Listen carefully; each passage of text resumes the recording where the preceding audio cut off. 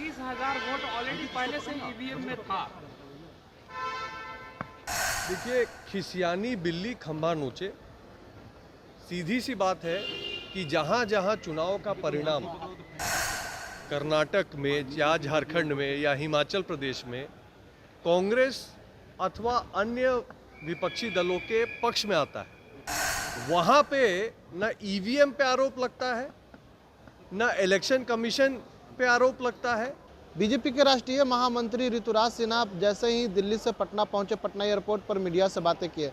उन्होंने जिस तरह से जो है एनडीए को परसेंट बहुमत मिली उसको लेकर के काफ़ी खुश। उन्होंने कहा कि खिसियानी बिल्ली खंभा नोचे। ये जो है बिहार के नेता प्रतिपक्ष तेजस्वी यादव पर सीधे सीधे जो है हमला करते हुए कहा है कि जिस तरह से तेजस्वी यादव कह रहे हैं कि वोट चोरी हुई है या फिर जो आरोप लगा रहे हैं चुनाव आयोग पर या फिर सरकार पर, तो ये गलत है।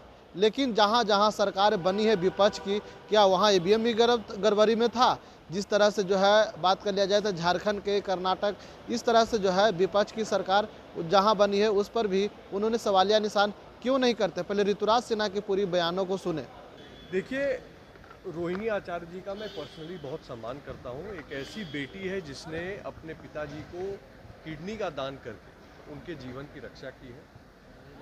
बची बात उनके परिवार के अंतर जो कलह चल रही है, जो मीडिया की रिपोर्ट्स आ रही हैं, जो हम सब देख रहे हैं, मेरी इस पे कोई टिप्पणी नहीं है।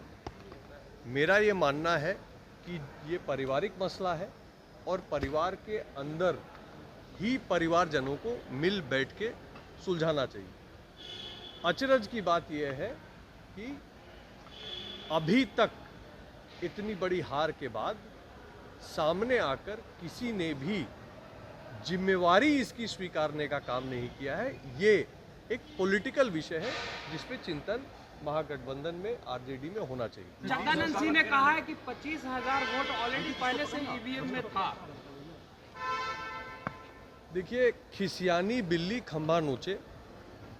सीधी सी बात है कि जहां जहां चुनाव का परिणाम कर्नाटक में या झारखंड में या हिमाचल प्रदेश में कांग्रेस अथवा अन्य विपक्षी दलों के पक्ष में आता है, वहां पे न ईवीएम पे आरोप लगता है, न इलेक्शन कमीशन पे आरोप लगता है, न सरकारी तंत्र पे आरोप लगता है। इनका ढर्रा हो गया है कि जनादेश का अपमान करना। जनता ने जो वोट देके सरकार चुनी है उसको स्वीकारे बिना जनता के आदेश का अपमान करना, ये उनका ढर्रा बन गया है। लोकतंत्र के लिए ये शोभनीय बिल्कुल नहीं। तेजस्वी यादव ने कल बैठक में कहा कि संजय यादव का कोई दोष नहीं इस बड़ी हार को लेकर, जबकि रोहिणी आचार्य ने चाणक्य पे बड़ा सवाल उठा दिया था। देखिए, मेरा ये मानना है कि चुनाव के शुरुआती चरणों से ही महागठबंधन बिखरा हुआ नजर आ रहा था।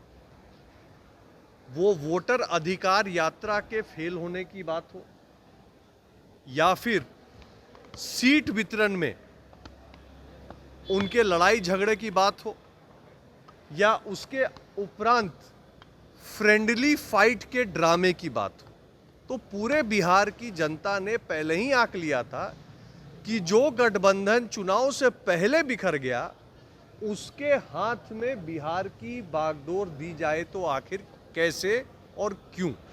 और ये भी मेरे ख्याल से एक बड़ा कारण रहा एनडीए की प्रचंड जीत का। विधानसभा अध्यक्ष किनके होंगे मौजूदा जो बनने वाली सरकार? देखिए, बहुत जल्दी ही फॉर्मूला, शपथ ग्रहण की डिटेल्स और मंत्रिमंडल की सारी जानकारी, अध्यक्ष की सारी जानकारी आपके सामने आ जाएगी। आपने बहुत इंतजार किया है, लेकिन अब बस कुछ ही समय की देर बाकी। प्रधानमंत्री नरेंद्र मोदी आ रहे हैं शपथ ग्रहण समारोह में। हम सब का सौभाग्य है कि माननीय प्रधानमंत्री जी हमारे बीच बिहार की सरकार के शपथ ग्रहण विधि में आ रहे हैं। साथ ही साथ विभिन्न राज्यों के मुखिया, मुख्यमंत्रीगण और अन्य केंद्रीय नेता हमारे बीच पटना में इस प्रचंड जीत की समारोह में भी और शपथ ग्रहण की विधि में भी शरीक होंगे। पटना वासी के रूप में, एक बिहारी के रूप में मैं उनका हृदय के तल से स्वागत करता हूँ।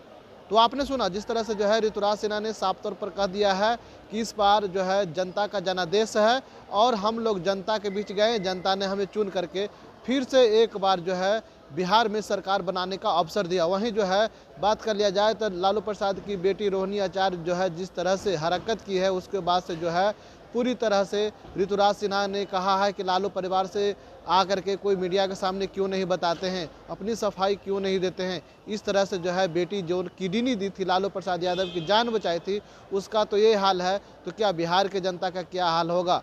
मैं पीडीएस समाचार के लिए पटना से ब्रजेश कुमार।